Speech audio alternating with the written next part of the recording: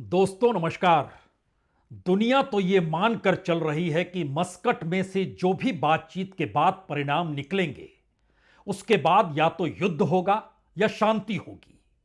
उसके बाद या तो ईरान परमाणु हथियार बनाने की दिशा में बढ़ेगा या फिर पूरे तरीके से हथियारों को नष्ट कर देगा, या फिर ईरान के भीतर से अभी तक जो मदद हिजबुल्लाह को मिल रही है या फिर दूसरे देशों के जो भी ईरान समर्थित मिलिशिया हैं उनको समर्थन देना या तो वो बंद कर देगा या सब कुछ जारी रहेगा।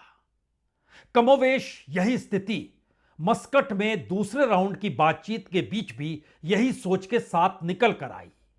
लेकिन इन सब के बीच ईरान ने और जो संकेत इजराइल ने और जो संकेत मिडिल ईस्ट ने और जो संकेत अमेरिका की तरफ से उभर कर अलग अलग तरीके से आ रहे हैं वो चौंकाने वाले हैं। चौंकाने वाले इसलिए हैं क्योंकि युद्ध की परिस्थिति को हम नहीं टालेंगे अगर हमारी बात ईरान ने नहीं मानी तो। इसका जिक्र अमेरिका कर रहा है और उसने बकायदा अपने नागरिकों को कह दिया है किसी भी हालत में आप ईरान को छोड़कर निकल जाइए। जी, और इस जानकारी के तुरंत बाद चीन की तरफ से भी यह जानकारी आई कि अपने नागरिकों को चीन ने भी कहा आप भी ईरान को छोड़कर निकल जाइए। तो क्या यह किसी युद्ध की आहट है या फिर एक नई अंतर्राष्ट्रीय कूटनीति की ऐसी परिस्थिति है जिसमें पहली बार अमेरिका ही फंस तो नहीं गया? क्योंकि ईरान की तरफ से अब मैसेज बहुत साफ है। जो भी ईरान के भीतर प्रदर्शनकारी सड़क पर आए उन प्रदर्शनकारियों की मदद के लिए जो अमेरिका उभर कर सामने आया, हकीकत वो नहीं है। हकीकत तो यह है कि वो प्रदर्शनकारी ही सड़क पर आ गए और उनको लाने का काम अमेरिका की पॉलिसीज ने किया। वो पॉलिसी जिसने ईरान की पूरी अर्थव्यवस्था को तहस नहस कर दिया। और जिस तरीके से ईरान के बैंक ढहते चले गए, जिस तरीके से महंगाई बढ़ती चली गई, जिस तरीके से वहां पर आम लोगों के सामने मुश्किल हालात पैदा हुए, जिस तरीके से जो यूरोपियन या अमेरिका के अनुकूल लोग थे वो सड़कों पर आए और सड़कों पर लेकर बाकियों को लेकर आए, तो क्या इन सब के बीच अमेरिकी फंडिंग भी हो रही थी? यह सवाल ईरान के भीतर से पहली बार अमेरिका को टारगेट पर लेते हुए निकल कर आया है। यानी अभी तक जो इजराइल जिन बातों का जिक्र कर रहा था कि ईरान अगर परमाणु हथियारों से लैस हो जाएगा, अगर ईरान हिजबुल्लाह या इराक यमन के जो मिलिशिया हैं उनको मदद जारी रखेगा और इन सब के बीच अगर ईरान का मिसाइल प्रोडक्शन बंद नहीं होता है तो परिस्थितियां पूरे तरीके से डगमगा जाएगी और यही संदेश वो दुनिया को दे रहा है। लेकिन दूसरी तरफ ईरान के भीतर के ये सवाल जब उभरे हैं तो उस वक्त उभर कर आए जब मस्कट में बातचीत शांति और युद्ध के बीच की चल रही है। ऐसी कौन सी परिस्थिति थी कि इससे पहले इन बातों का जिक्र ईरान में नहीं हो रहा था, अब क्यों हो रहा है? हमें लगता है इसके लिए अब अमेरिका भी इस हकीकत को समझ चुका है, युद्ध में वो अपने हाथ जलाए या ना जलाए, लेकिन उसने तो कभी सोचा ही नहीं कि ईरान पर वो कब्जा कर लेगा और वह ईरान की इकोनॉमी को संभालते हुए वहां की राजनीतिक सत्ता को नए तरीके से गढ़ेगा।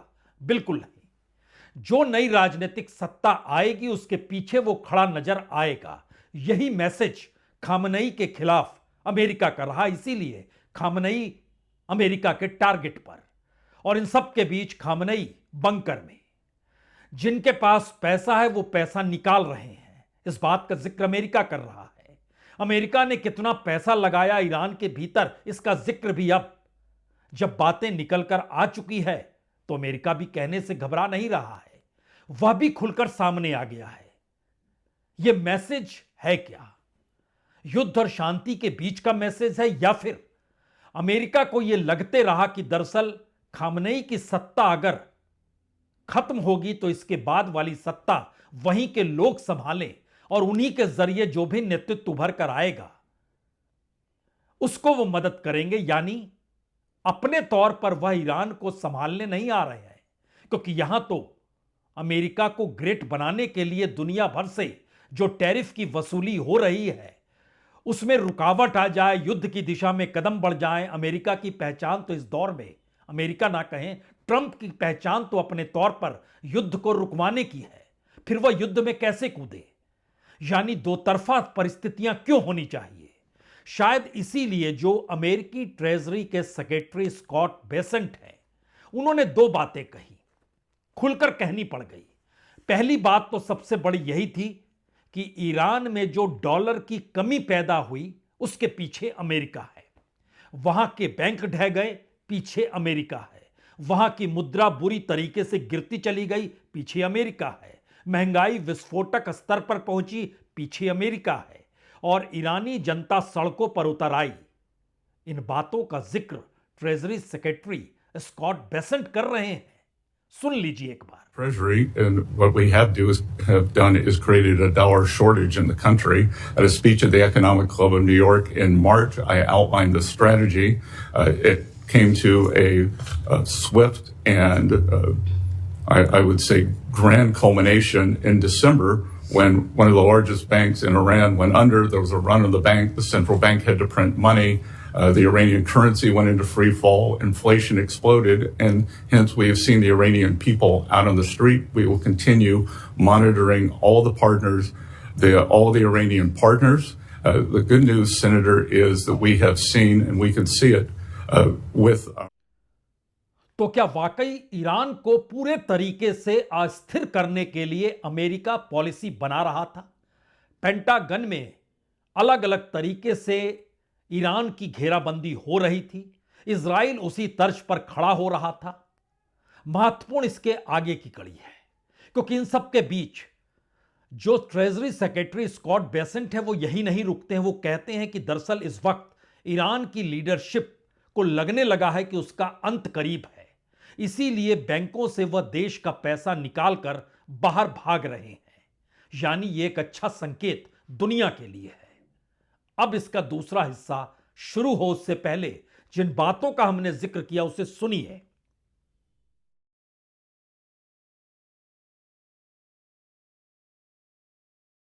Our fencing, we have seen the Iranian leadership wiring money out of the country like crazy. So the rats are leaving the ship, and that is a good sign that they know the end may be near. होना तो यह चाहिए कि अगर America इतना confident है तो Iran को झुक जाना चाहिए था। लेकिन इसका दूसरा हिस्सा मस्कट में हो रही उस शांति प्रयासों का है जिसमें अमेरिका कह रहा है कि अगर यह बातचीत विफल हुई तो हम दुश्मन के खिलाफ सैन्य कार्रवाई करेंगे। और हम सिर्फ इतना चाहते हैं कि ईरान अपने मिसाइल प्रोडक्शन को बंद कर दे। हम सिर्फ इतना चाहते हैं कि प्रदर्शनकारियों के खिलाफ वह कोई कार्रवाई ना करे। हम सिर्फ इतना चाहते हैं कि जो भी ईरान समर्थित मिलिशिया है उनको ईरान मदद करना बंद कर दे। तो स्टीव विटकॉफ जो ट्रंप के विशेष दूत हैं और जो ट्रंप के दामाद हैं जारेड कुशनेर, वह मस्कट पहुंचे आज सुबह। जब बातचीत शुरू हुई तो उस वक्त ईरान के विदेश मंत्री अब्बास अगराची वहां मौजूद थे। लगातार बातचीत का सिलसिला पहले राउंड में कुछ निकला नहीं। इन सब के बीच जब पहले राउंड की बातचीत खत्म हुई उसके बाद दूसरे राउंड की बातचीत की दिशा में उन देशों की भी भागीदारी शुरू हुई जो मिडिल ईस्ट के देश हैं और वो नहीं चाहते हैं कि युद्ध किसी भी तरीके से होना चाहिए। तो ऐसे में अब और तीखे तेवर अमेरिका ने कर लिए और उसने बकायदा एक नोटिस जारी अपने नागरिकों के लिए कर दिया और कहा कि अब मुश्किल हालात हैं और किसी भी हालत में ईरान से बाहर निकल जाएं अमेरिकी नागरिक। और उसके लिए बकायदा उन्होंने एक प्रोटोकॉल बता दिया कि आप इस स्थिति में निकलिए। आपको अगर निकलना है तो आर्मेनिया या तुर्की के रास्ते निकल जाइए। स्थितियां नाजुक है, ईरान छोड़ दीजिए। यहां तक कि कह दिया कि अपने मोबाइल फोन को भी चार्ज करके निकलिए। स्थितियां वाकई नाजुक है। लेकिन अमेरिका की इस मुश्किल के बीच बड़ा सवाल अमेरिका के सामने है, क्या वो इस तरीके से ईरान पर हमला कर सकता है जहां बड़े पैमाने पर उसका सैन्य प्रयास हो और वो सीमित दायरे में ना हो बल्कि व्यापक हो। और टारगेट खुले तौर पर ईरान को न्यूक्लियर पावर बनने से रोकना हो, बैलिस्टिक मिसाइलों के भंडार को खत्म करवाना हो, ये तमाम चीजें होते होते जो रीजनल फोर्सेस है वहां पर, उसको भी काउंटर पर अमेरिका लेना चाहता है। लेकिन हुआ क्या? मस्कट में बातचीत के बीच अगर अमेरिका ने अपने नागरिकों से कहा कि आप देश छोड़ दें, तो उसी वक्त चीन की तरफ से भी यह बात निकल कर आई कि चीनी नागरिक भी ईरान छोड़ दे। यानी ईरान युद्ध की दिशा में जा रहा है, यह मैसेज अमेरिका दे रहा है, यह मैसेज चीन दे रहा है। और ईरान ने इन सब के बीच बैलिस्टिक मिसाइल उसको परीक्षण कर लिया। यानी जो कल्पना की नहीं थी कि जब आप बातचीत कर रहे हैं तो ऐसी परिस्थिति आनी नहीं चाहिए जहां पर आप सुपरसोनिक बैलिस्टिक मिसाइल, जिसका नाम है खोरिम शहर 4 बैलिस्टिक मिसाइल, जो कि सीधे तौर पर इजराइल तक तो चंद मिनटों में पहुंच जाएगा। 2000 किलोमीटर तक उसकी पहुंच और पकड़ है और उसको रोक पाना मुश्किल है। इस हाइपरसोनिक मिसाइल का परीक्षण ठीक उसी समय होता है जब ये स्थितियां हो रही हैं। हमें लगता है यहां 3 चीजें आपको अब समझनी होगी। अमेरिका अपने नागरिकों को बाहर करके मैसेज दुनिया को दे रहा है, युद्ध हो सकता है, अमेरिकी नागरिक छोड़ दें। घेराबंदी बता रही है कि हां यह स्थिति हो रही है। जो वो जारी भी कर रहा है कि हमने ईरान को चारों तरफ से घेरा हुआ है, यह दूसरी परिस्थिति है।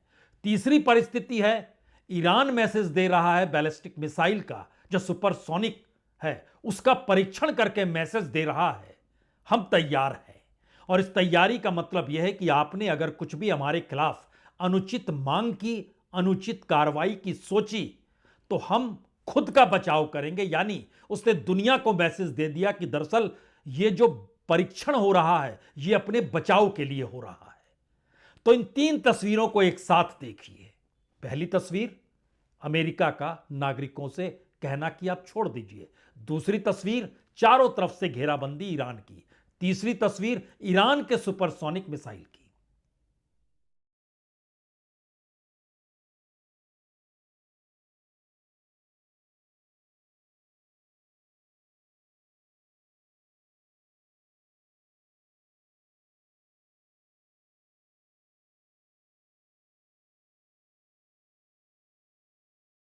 No, has, have, six, times, 4, 3, 2, 1.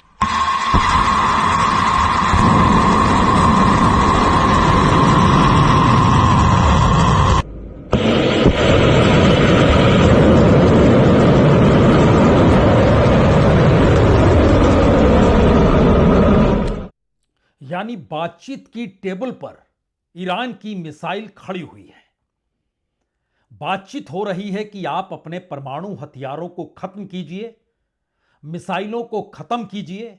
और यहां पर ईरान यह मैसेज दे रहा है बातचीत होती रहेगी, क्योंकि इस बातचीत के पीछे की परिस्थितियां अब हमारे सामने आ चुकी है कि ईरान के भीतर की अव्यवस्था के पीछे अमेरिका का ही पूरा प्रयास शुरू से रहा। तो फिर इस बातचीत की टेबल पर सुपरसोनिक मिसाइल का होना जरूरी है। और इन सब के बीच चीन ने जब अपने नागरिकों से भी कहा कि आप छोड़ दें ईरान, तो ईरान नागरिक छोड़ दें, लेकिन ईरान के भीतर चीन के हथियारों की मौजूदगी पहली बार अमेरिका के हथियारों को चुनौती देने के लिए मौजूद हो चली है। यह मैसेज बहुत खतरनाक है उस युद्ध को लेकर, जिस युद्ध के जरिए अमेरिका यह सोचता रहा कि दरअसल आर्थिक परिस्थितियां उसकी कैसे मजबूत होती चली जाए और हर देश उसके सामने कैसे नतमस्तक होता चला जाए। इसमें अमेरिका के साथ खड़े इजराइल ने भी यह महसूस किया यह संभव है। इसीलिए उसने कहा कि इजराइल का युद्ध ईरान के खिलाफ रुका नहीं है, थमा नहीं है। और इजराइल की तमाम परिस्थितियों को लेकर नेतान्याहू अपने देश के भीतर यह कहने से चूके नहीं, परिस्थितियां नाजुक मोड़ पर है, मस्कट से क्या निकलता है उसका इंतजार करना होगा। लेकिन इन सब के बावजूद भी हम ये बर्दाश्त नहीं कर सकते हैं कि जो आतंकवादी संगठन है उनको मदद ईरान करता रहे और हम खामोशी से देखते रहें। यही मैसेज कमोवेश अमेरिका के पास इजराइल की तरफ से गया था। लेकिन जो प्लानिंग रही ईरान के भीतर की अव्यवस्था को लेकर, वो जब लीक हुआ और उसके बाद खुलकर जब ट्रेजरी सेक्रेटरी सामने आकर कहने से कतराए नहीं, तो अब इस बातचीत के लेवल पर मिडिल ईस्ट की भागीदारी एक झटके में शुरू हो गई। और मिडिल ईस्ट के देशों के भीतर का संकट यह है कि उन्होंने अपने देश में अलग अलग जगहों पर अमेरिकी सैन्य अड्डों को इजाजत भी दे रखी है। और अमेरिका की पूरी घेराबंदी जो ईरान को लेकर है, उसमें मिडिल ईस्ट के देशों की जमीन बड़ी मायने रखती है। लेकिन अब मिडिल ईस्ट के सामने उससे भी बड़ा संकट है। उन्हीं की जमीन से अगर मिसाइल या युद्धक विमानों ने उड़ान भरी ईरान की तरफ, और ईरान जो कि अपने तौर पर एक बैलिस्टिक मिसाइल का परीक्षण उसी वक्त कर रहा है जब बातचीत चल रही है, और इससे पहले वो मैसेज दे चुका है कि उसने अंडरग्राउंड तौर पे कितने हजार मिसाइलों को तैनात किया है, जो एक झटके में जहां जहां अमेरिकी अड्डे हैं वहां वहां वो हमला करेंगे। यानी वो अमेरिका जाने की जरूरत नहीं है। वो कतर हो सकता है, वो ओमान हो सकता है, वो सऊदी अरब हो सकता है, वो यूनाइटेड अरब अमीरात हो सकता है, वो बहरीन हो सकता है। तमाम जगहों पर अमेरिकी सैन्य अड्डे हैं। शायद इन्हीं परिस्थितियों के मद्देनजर आज अपनी बात को लेकर सेकंड राउंड में जब ईरान के विदेश मंत्री अग्राची वहां पर पहुंचे, तो उनके साथ वो पूरी टीम थी, जो टीम ये बताने की दिशा में बढ़ रही थी कि दोनों चीजें नहीं चल सकती है। एक तरफ आप तख्ता पलट चाहते हैं, या दूसरी तरफ आप परमाणु हथियारों का खत्म होना चाहते हैं, जो हमारे पास है ही नहीं। यह वाकई बड़ी रोचक परिस्थिति है अंतर्राष्ट्रीय कूटनीति में। बातचीत के टेबल पर जो मुद्दे हैं वो मुद्दे है नहीं, और जिन मुद्दों पर बहस ईरान चाहता है उन मुद्दों के साथ साथ युद्ध की धमकी भी है। यानी मामला बिल्कुल उलट है। हमें लगता है दो तस्वीर और देखनी चाहिए। एक तरफ तस्वीर उस जो लोग पहुंचे अग्राची के साथ, जो कि विदेश मंत्री हैं ईरान के, और इधर दिल्ली में जो ईरान के एम्बेसडर हैं, जो राजदूत हैं, उन्होंने उसी वक्त दिल्ली में एक प्रेस कॉन्फ्रेंस की और उन्होंने कहा, हां हमें इंतजार हो रहा है कि सेकंड राउंड की बातचीत में क्या परिणाम निकलते हैं। लेकिन उसके बाद का सवाल उन्होंने एक झटके में भारत को भी जोड़ दिया, यह कहते हुए जोड़ दिया कि चाबहार में अमेरिका ने कहा है, हमने तो कुछ नहीं कहा, हम तो चाहते हैं कि भारत की मौजूदगी चाबहार पोर्ट पर रहे। और चाबहार पोर्ट जो है एक अल्टरनेटिव इकोनॉमी का रास्ता है। अल्टरनेटिव इकोनॉमी के रास्ते का मतलब यह है कि अमेरिका जिस रास्ते को बना रहा है, या फिर चीन भी जिस रास्ते को बना रहा है, उससे हटकर चाबहार पोर्ट के जरिए भारत जिन रास्तों को खोज रहा है वो शायद उस दिशा में बढ़ते हैं। और उसमें सबसे बड़ी बात तो तेल और गैस को भारत में लाने के रास्ते बनाने को लेकर भी है। और कल ही जब MEA ने यह साफ तौर पर कह दिया कि भारत तो बहुत देशों के साथ जुड़ा हुआ है और वो कम होंगे नहीं, तो एक मैसेज चला गया कि दरअसल अमेरिका के साथ डील में अमेरिका ने एक तरफा सोचा है कि भारत रूस से बंद कर देगा तेल लेना। लेकिन दिसंबर के महीने में भी 2.7 बिलियन बैरल तेल जो है लिया गया है रशिया से। मैक्सिमम गया था 4.2 बिलियन, 4.3 बिलियन, अभी 2.7 है। यानी युद्ध के बाद की परिस्थिति, जो यूक्रेन के साथ रशिया का युद्ध चल रहा है, उस पूरी परिस्थिति में यानी भारत भी अपने आर्थिक रास्तों को खुला हुआ रखे। ईरान भारत के साथ खड़ा, यह मैसेज दिल्ली में बैठकर ईरान के राजदूत दे रहे हैं।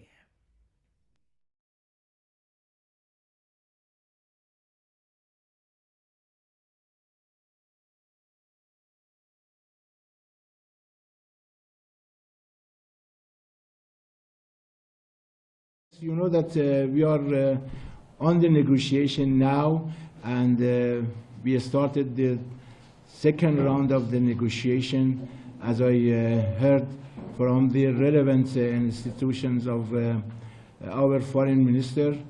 and we are on the negotiation, and we waiting for the result. Port of Chabahar, you know that the port of Chabahar is vital, and can play a good role for the accessing to Afghanistan and Central Asia. And we have a good relation with some countries, particularly India, and believe that we should boost or expand our relation in these issues. यहां सबसे महत्वपूर्ण बात यह है कि दरअसल इस दौर में सिर्फ अमेरिका ही नहीं, अब दुनिया के तमाम देश अपने देश की आर्थिक स्थिति को मजबूत करने के लिए दुनिया के उन देशों के साथ नए तरीके से द्विपक्षीय व्यापार करने को तैयार हो चले हैं, जो इससे पहले संभव नहीं था। भारत के साथ फ्री ट्रेड किन किन देशों ने किया और यूरोपीय यूनियन तक ने किया। उसके बाद अमेरिकी डील जो अमेरिका को सहूलियत और मुनाफा दे रही है, और इन सब के बीच मिडिल ईस्ट की कंट्रियां भी हैं, ईरान भी है, चीन भी है, रशिया भी है और भारत भी है। यह वाकई बड़ा महत्वपूर्ण है कि मस्कट में जो दूसरे राउंड की बातचीत है, जिसमें ओमान के विदेश मंत्री बदल बुसाइडी भी मौजूद हैं, ईरान के फॉरेन मिनिस्टर अब्बास अग्राची तो मौजूद हैं ही, और अमेरिका की तरफ से आए विशेष दूत स्टीव विटकॉफ के साथ जारेड कुशनर भी मौजूद हैं, जो कि दामाद हैं। उसके आगे का मसला यह है कि मिडिल ईस्ट के देशों के प्रतिनिधियों की मौजूदगी के साथ साथ ईरान इन सवालों को भी उठा रहा है कि अमेरिका कह रहा है कि ईरान अपने परमाणु कार्यक्रम पर समझौता कर ले और प्रदर्शनकारियों पर निशाना ना बनाए। ईरान कह रहा है कि हमारी आर्थिक परिस्थितियों को जो आपने डामाडोल किया, क्या उन परिस्थितियों को पटरी पर लाने के लिए आप हमारी मदद करेंगे? यह एक बिल्कुल नया डिप्लोमेटिक टोन है। बात युद्ध की हो रही है और होते होते बात उन आर्थिक परिस्थितियों की दिशा में चली ही गई, जिन आर्थिक परिस्थितियों के जरिए अमेरिका मानकर चल रहा है कि ईरान कंगाल हो चला है और वहां की राजनीतिक सत्ता को अब उखाड़ फेंकना आसान काम है। तो जो अमेरिका सोच रहा है वो ईरान सोचते हुए आगे की बात को रख रहा है कि अच्छा, अब आप राजनीतिक सत्ता को डामाडोल करने के लिए हमारे तमाम हथियारों को हम ही से छीन लेना चाहते हैं, और हमारे इतर जो तमाम मुश्किल हालात हैं वो पैदा भी आप ही ने किए हैं। यह सोच इससे पहले सीधी बातचीत कभी हुई नहीं और आई नहीं। यहां पर इजराइल की सबसे बड़ी मुश्किल है कि अगर अमेरिका इस युद्ध में अपने हाथ जलाने को तैयार नहीं होगा, और अगर ईरान अपने परमाणु हथियारों को लेकर जो परीक्षण का जिक्र है, तो फिर जो इससे पहले पिछले बरस जब युद्ध हुआ था और इजराइल और अमेरिका ने खुले तौर पर कह दिया था कि हमने पूरे तरीके से नष्ट कर दिया परमाणु प्रोग्राम जो ईरान के भीतर जगह जगह पर चल रहा था, तो वो सारी बातें गलत भी होंगी और अपने ही देश में ईरान को लेकर अमेरिका की तो नहीं लेकिन इजराइल की साख और नेतानू की साख डामाडोल हो जाएगी। इसीलिए नेतानू अपने तौर पर यह कहने से अब चूक नहीं रहे हैं कि किसी भी हालत में ईरान को बख्शा नहीं जाएगा। यह युद्ध की दूसरी परिस्थिति है, दूसरा फ्रंट है, दूसरा तरीका है। एक चाहता है तख्ता पलट, एक चाहता है युद्ध, एक चाहता है आर्थिक परिस्थितियां मजबूत हो जाए, दूसरा चाहता है कि आप आर्थिक तौर पर कमजोर होकर खुद ही गद्दी छोड़ दे। इस परिस्थिति के भीतर में पहली बार जो नई कूटनीति ईरान के इर्द गिर्द उभर कर आई है, और इस वक्त मस्कट में दूसरे सत्र की बैठक जो शुरू हुई है उसके बाद की रिपोर्ट जब तक नहीं आती है, तो 3 मैसेज बहुत साफ है। पहला मैसेज, अमेरिका पीछे हट नहीं सकता है, लेकिन अमेरिका युद्ध कर भी नहीं सकता है। इजराइल बिना अमेरिका के युद्ध में कूदेगा नहीं, लेकिन इजराइल युद्ध की परिस्थितियों को पैदा कर भी सकता है। ईरान अपने बचाव के लिए हर चीज करने को तैयार है, और उसका अपना बचाव पहली बार चीन की इकोनॉमी से भी जुड़ गया है, और चीन इस हकीकत को समझ रहा है कि दरअसल उसकी मौजूदगी अंतर्राष्ट्रीय तौर पर अपने हथियारों के साथ अगर वह ईरान की सुरक्षा में खड़ा हो जाए तो मैसेज दुनिया के भीतर ठीक वैसे ही जाएगा जो इससे पहले भारत पाकिस्तान के टकराव के बीच चीन ने जैसे पाकिस्तान की जिस रूप में मदद की, उसने जो एक झटके में फ्रांस के पूरे डिफेंस इंडस्ट्री को चिता दिया था, शायद वो स्थिति चीन के लिए अनुकूल थी। इस वक्त उसे लग रहा है ये अनुकूल होगी, तो वह भी अपने तौर पर तैयार है। इसीलिए चीन ने भी अपने नागरिकों से कहा ईरान छोड़ दीजिए। अमेरिका ने भी अपने नागरिकों से कहा ईरान छोड़ दीजिए। प्रदर्शनकारियों को मैसेज अमेरिका का, हम मदद के लिए आएंगे। और ईरान के भीतर जो रेवोल्यूशनरी गार्ड हैं इस दौर में, वह जिस लिहाज से पूरे ईरान के भीतर घूम रहे हैं और सेना की मौजूदगी ईरान की सत्ता के साथ जिस ताकत के साथ खड़ी है, उसमें मिडिल ईस्ट के देशों का नैतिक समर्थन भी जिस लिहाज से जुड़ा है, ये सारी परिस्थितियां बातचीत के टेबल पर सुलझ पाएंगी। शायद ये मुश्किल सवाल है और जवाब इस वक्त किसी के पास नहीं है, सिवाय इसके कि ईरान के भीतर के हालात कैसे किस रूप में खड़े हुए, अब इसे ईरान भी खुले तौर पर समझ रहा है और दुनिया को बताया जा रहा है, वह भी अमेरिका के जरिए। बहुत बहुत शुक्रिया, बहुत बहुत शुक्रिया।